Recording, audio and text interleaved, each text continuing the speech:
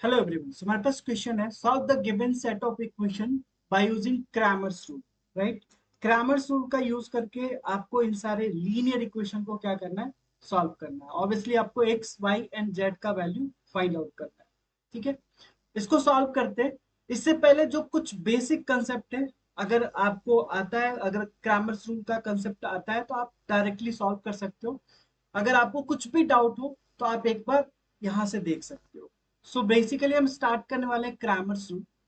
सबसे पहले बात करेंगे टू वेरिएबल्स का केस, जिसमें ऑब्वियसली अगर मान लो आपको इक्वेशन दिया हुआ है a1x plus b1y equal to c1 के फॉर्म में, और a2x plus b2y equal to c2 के फॉर्म में। राइट, ये दो इक्वेशन दिए हुए हैं आपको, और यहाँ पे आपको क्रैमर्स रूल का यूज करके सॉल्व करना है इक्वेशन को। राइट, कैसे करेंगे? तो सबसे पहले एक डेल्टा, जो हमारा कोफिशिएंट होगा, कोफिशिएंट मतलब इसका कोफिशिएंट a1, इसका coefficient b1 and then a2 b2। ठीक है, इसके बाद हम क्या फाइंड आउट करेंगे? Delta x. डेल्टा एक्स क्या हो जाएगा? डेल्टा एक्स में क्या करना है कि जो एक्स के कोफिशिएंट उसको हटाना है, किससे? तो c1 c2 से, और ये बाकी एज इट इज रहेगा b1 b2। और इसके बाद फाइंड आउट करना है आपको डेल्टा वाई। डेल्टा वाई के केस में क्या करेंगे?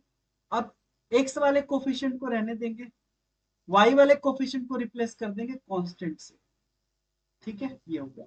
अब यहां से एक्स वाई जेड का वैल्यू कैसे निकालें? तो एक्स बराबर delta X by delta and Y बराबर डेल्टा वाई बाई डेल्टा। ध्यान रखना है, डिटर्मिनेंट तभी यूज कर सकते हो आप जब यहाँ पे delta not equal to zero. Delta अगर जीरो हो जाएगा तो उस केस में आप क्रैमर्स रूल अप्लाई नहीं कर सकते हो। क्रैमर्स रूल आप तभी अप्लाई कर सकते हो अगर इक्वेशन यूनिक सॉल्यूशन रखता हो। मतलब ऑब्वियसली ये दो लाइन है, अगर दो लाइन आपस में एक दूसरे को कट करेगा तो एक सॉल्यूशन मिलेगा। तो ये वाला जब केस होगा ना, तभी आप क्रैमर्स रूल अप्लाई कर सकते हो। आगे डिटेल में देखते हैं। ठीक है, जैसे मान लो अभी आपको एक इक्वेशन ले लेते हैं। सपोज करो x plus Y equal to 7 है and x minus Y is equal to 1 है। ठीक है, ऑब्वियसली अगर आप देखोगे तो यहाँ पे x इक्वल टू 4 आंसर आ रहा है एंड y इक्वल टू 3, क्योंकि 4 प्लस 3 7, 4 माइनस 3 1। तो ये हमने आंसर फाइंड आउट कर लिया। राइट, बट डिटर्मिनेंट से कैसे करेंगे, क्रैमर्स रूल का यूज करके कैसे करेंगे? सो डेल्टा एक्स, पहले डेल्टा लिख लेते हैं। डेल्टा बराबर क्या हो जाएगा? Coefficient, so 1 1 1 minus. अगर इसको सॉल्व करो तो 1 into minus one that is minus one, and 1 into N minus one that is minus. अब इसके बाद को क्या फाइंड आउट करना है? Delta X. So delta X में क्या करोगे आप? 7 1, और ये हो जाएगा 1 माइनस। ठीक है, इसको सिंप्लीफाई करें तो -7 -1 दैट इज -8 हो जाएगा। क्लियर है? इसी तरह से डेल्टा वाई फाइंड आउट कर लीजिए। डेल्टा वाई हमारा क्या हो जाएगा? सो 1 1 7 1। राइट, तो यहाँ पे हो जाएगा this is 1 -7 and this is equal to -6। So x बराबर delta x that is -8 upon -2, तो ये आ गया 4। वाई बराबर डेल्टा वाई -6 बाई -2, तो ये आ गया, हो गया आंसर। राइट, तो इस तरीके से आप क्रैमर्स रूल का यूज कर सकते हो जब दो वेरिएबल दिया हो तब। ठीक है ना? हाँ, कहीं कहीं पे आप देखोगे किसी बुक में आपको ये डेल्टा के जगह पे डी लिखा हुआ मिलेगा, और जहां पे डेल्टा एक्स हमने लिखा वो डी एक्स हो जाएगा, और this will be D Y. Right, बाकी सारी चीजें तो सेम है ना? अब एक बार देख लेते थ्री वेरिएबल का। तो थ्री वेरिएबल का कैसे सॉल्व करेंगे? सपोज करो कि हमारे पास इक्वेशन है a1x plus b1y plus c1z equal to d1, a2x plus b2y plus c2z equal to d2, and a3x b3y plus c3z equal to d3। तीन इक्वेशन आ गया हमारे पास, तीन वेरिएबल। ठीक है, तो इसमें भी सबसे पहले हमारे पास कोफिशिएंट का डिटर्मिनेंट होगा, that is a1 a2 a3 b1 b2 b3 c1 c2 c। उसके बाद आप इस डिटर्मिनेंट को सॉल्व कर लोगे। राइट, देन आप डेल्टा एक्स लिखोगे। डेल्टा एक्स या डी एक्स, है ना, इसको आप डी भी बोल सकते हो और इसको डी एक्स भी बोल सकते हो। सो डी एक्स में हम बेसिकली क्या करते हैं, या डेल्टा एक्स में तो x के जो कोफिशिएंट उसको हटाते हैं किससे, कांस्टेंट से, तो b1 b2 b3, और ये हो जाएगा आपका b1 b2 b3 c1 c2 c। इसी तरह से अगर आप देखो तो डेल्टा वाई में x के कोफिशिएंट को एज इट इज रखना है, और इस बार y के कोफिशिएंट को रिप्लेस करना है कांस्टेंट से, ठीक है, right. And then delta Z क्या हो जाएगा हमारा, तो a1 a2 a3 b1 b2 b3, and then c1 c2 c3 को रिप्लेस करोगे कांस्टेंट से d1 d2 d3 से, ओके। अगेन यहाँ पे आप तभी अप्लाई कर सकते हो क्रैमर्स रूल जब delta not equal to zero. तो सबसे पहला हमारा काम यही होगा, डेल्टा चेक करना कि डेल्टा इक्वल टू जीरो तो नहीं है, राइट। अगर इक्वल टू जीरो हो जाएगा तो आप डायरेक्टली बोल सकते हो कि आप क्रैमर्स रूल से ये सॉल्व नहीं कर सकते हो, ठीक है। जब डेल्टा जीरो हो जाएगा तो या तो इनफिनिट सॉल्यूशन होगा या एक भी सॉल्यूशन नहीं होगा, ठीक है, ओके। तो हाँ, इस केस में x बराबर क्या हो जाएगा, so delta X by delta y बराबर delta Y by delta, and z बराबर डेल्टा जेड बाई, राइट। बहुत ही सिंपल सा है। अब इस पे बेस्ड एक क्वेश्चन कर लेते जो कि हमने स्टार्टिंग में लिया था, राइट। इसको आप सबसे पहले कोफिशिएंट का लिखिए, हो जाएगा 1 2 0। यहाँ पे जीरो क्यों हुआ, कि अगर आप इस इक्वेशन को देखो, ये तो ठीक है, इस वाले इक्वेशन को देखो, आप लिख सकते हो 2x minus Y plus 0 z equal to 0, और इस वाले को क्या लिख सकते हो आप, 0x plus 2y minus Z equal to Y, है ना। तो x का कोफिशिएंट 1 2 0 1 2 और इसमें 0 है, y का कोफिशिएंट क्या हो जाएगा -1 2, z का कोफिशिएंट क्या हो जाएगा, सो 1 0 -1।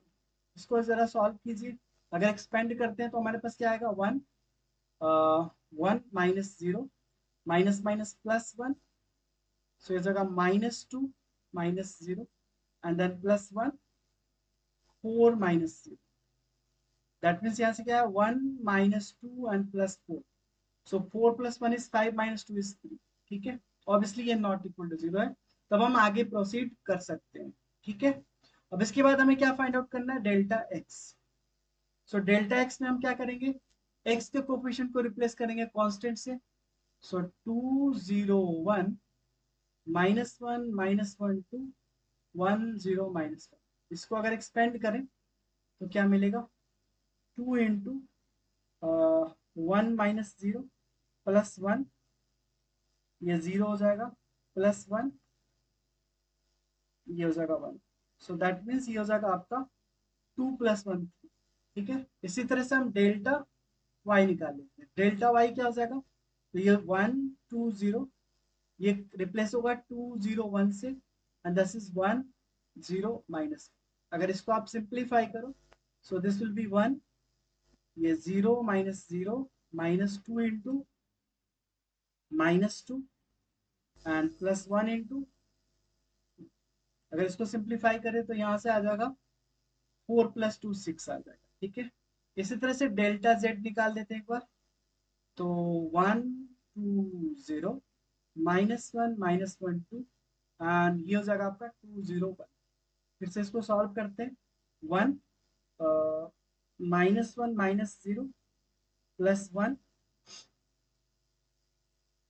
तो हो जाएगा 2 -0 एंड +2 4 -0, 8 + 2 10 -1 9, सो 9 हो जाएगा, ठीक है ना, राइट। अब आपको क्या करना है, अब आपको यहाँ पे फाइंड आउट करना है वैल्यू, ठीक है।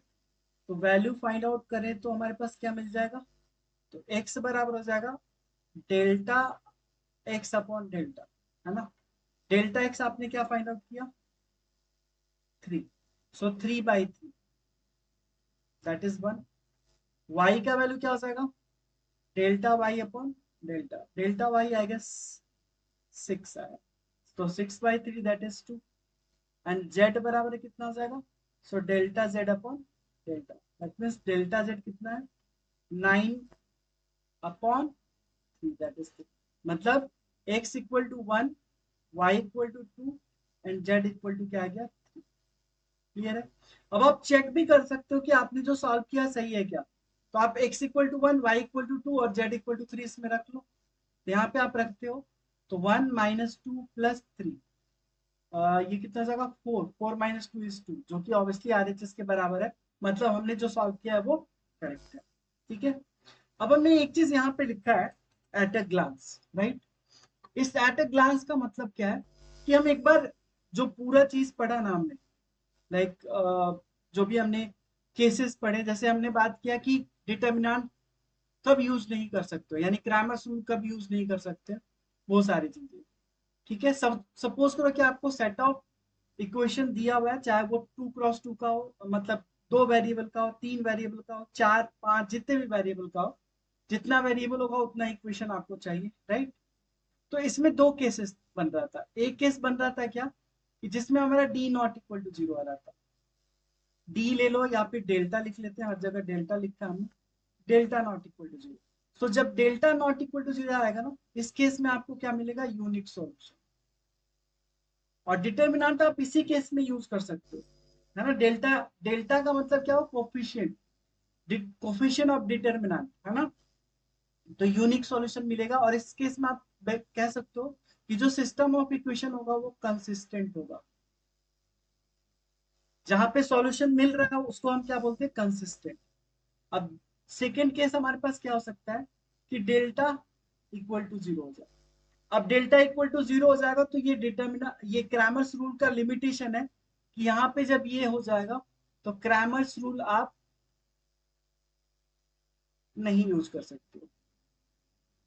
क्रैमर्स रूल आप तभी यूज करोगे जब यूनिक सॉल्यूशन मिलेगा, जब delta not equal to zero होगा। डेल्टा इक्वल टू जीरो हो जाएगा तब यहाँ पे भी आपको दो केसेस मिलेंगे, राइट। वो केसेस क्या होंगे, एक बार देखते हैं। जब डेल्टा जीरो हो जाएगा तो यहाँ पे हमारे पास delta x, delta y and delta z, ठीक है। यहाँ पे भी हम delta x, delta y and delta z, ठीक है।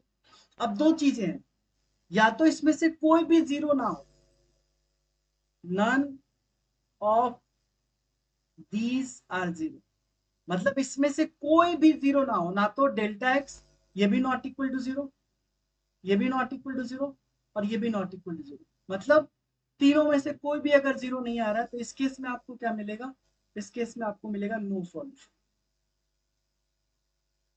नो सॉल्यूशन, ठीक है। ऑब्वियसली आपको क्या मिल जाएगा, जैसे मान लो डेल्टा एक्स 3 आ गया तो 3/0, तो 3/0 क्या होता है, अनडिफाइंड होता है ना। इसीलिए इस केस में क्या हो रहा है कि एक भी सॉल्यूशन आपको नहीं मिल रहा है, राइट। क्योंकि 3/0, 4/0, 2/0 आ जाएगा। तो जीरो अगर डिनोमीटर में आता है तो पूरा टर्म को ही अनडिफाइंड कर देता है, राइट। ये चीज हो गया, तो नो सॉल्यूशन मिलेगा जब ऐसा केस होगा। और एक केस ये आप जरूर ध्यान रखो, इस वाले में हमने क्या बोला कि delta x, delta Y, delta Z, इसमें से कोई भी एक अगर जीरो आता हो, कोई भी एक जीरो आ जाए, सपोज करो कि डेल्टा एक्स जीरो आ जाए, बाकी ये नॉट इक्वल टू जीरो, ये भी not equal to zero, let's say कोई भी एक जीरो आ जाए ना, बाकी दो नॉन जीरो भी आ जाए, या फिर सारे जीरो हो जाए, या फिर दो जीरो एक जीरो ना हो, मतलब कम से कम एक अगर जीरो आ जाए ना, तो इस केस में आपको इनफाइनाइट सॉल्यूशन मिलेगा, ठीक है। इनफाइनाइट सॉल्यूशन मिलेगा। और जब भी आपको सॉल्यूशन मिलता है तो ऑब्वियसली इस केस में भी क्या होगा, कंसिस्टेंट सिस्टम ऑफ इक्वेशन होगा। और ये क्या हो जाएगा आपका, सो ये केस हो जाएगा आप इनकंसिस्टेंट का, ठीक है। मतलब एक भी सॉल्यूशन नहीं मिलना। तो ये कुछ बेसिक सी चीजें हैं जिसपे बेस्ड आपसे क्वेश्चन पूछे जा सकते हैं। ऑब्वियसली आपको ध्यान रखना है कि डेल्टा, क्रैमर्स रूल का लिमिटेशन ये है कि जब आपका डेल्टा जीरो हो जाता है, डेल्टा जब जीरो हो जाता है आप क्रैमर्स रूल नहीं यूज कर सकते हो। क्रैमर्स रूल तभी यूज कर सकते हो जब system of linear equation unique solution रखता हो, राइट। एंड यस, अब आपके लिए कुछ क्वेश्चन है, आप इसको ट्राई करना, क्वेश्चन 1 एंड क्वेश्चन 2। ऑब्वियसली यहाँ पे आपको यूज करना है क्रैमर्स रूल। बस क्रैमर्स रूल में इतना ही ज्यादा पढ़ना है, इतना ही पढ़ना है, इससे ज्यादा कुछ नहीं आता है।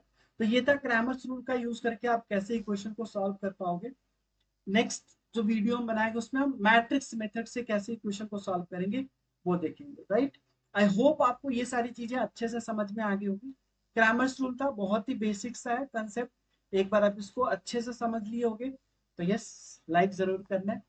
नेक्स्ट वीडियो में मिलते हैं जिसमें हम लोग मैट्रिक्स मेथड से देखेंगे कैसे क्वेश्चन को सॉल्व करेंगे, राइट।